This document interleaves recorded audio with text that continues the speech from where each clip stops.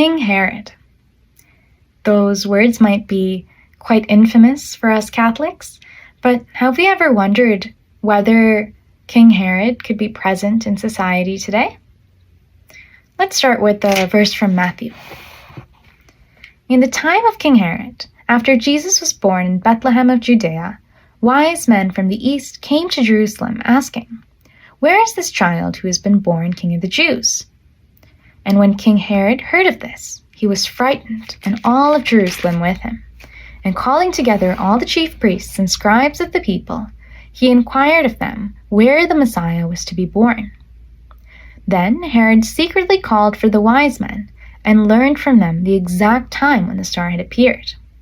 Then he sent them to Bethlehem, saying, "Go and search diligently for the child, and when you have found him, bring me word so that I may also go and pay him homage."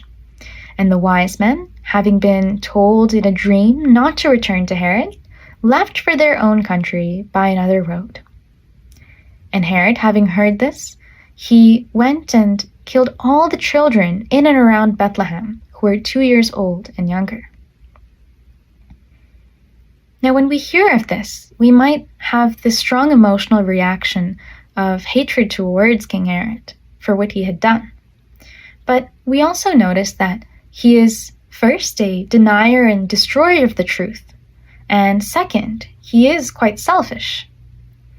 First, he destroys the truth that Jesus is the King of the Jews, and second, he only looks out for himself, and he sacrifices all of those children just for the sake of his own power. Let's think of how these characteristics might be present, especially in the Christmas season. Oftentimes, we forget that the reason we celebrate Christmas is truly for Jesus. Oftentimes, our society has made it so that we focus more on presents and colors, more so about the fact that Jesus was born that day, that our King was born. Secondly, we might tend to think about ourselves during Christmas. And of course, Christmas is about giving and sharing. But next time, or this year, let's hope to take a greater initiative at being more selfless with one another and inviting all our family members, all our friends, even those that are discriminated against, such as the poor and the oppressed. So I invite you all this Christmas season to take a look at your own lives, especially, and I'll do that as well, and figure out how we can make the Christmas season focused on Jesus and focused on charity.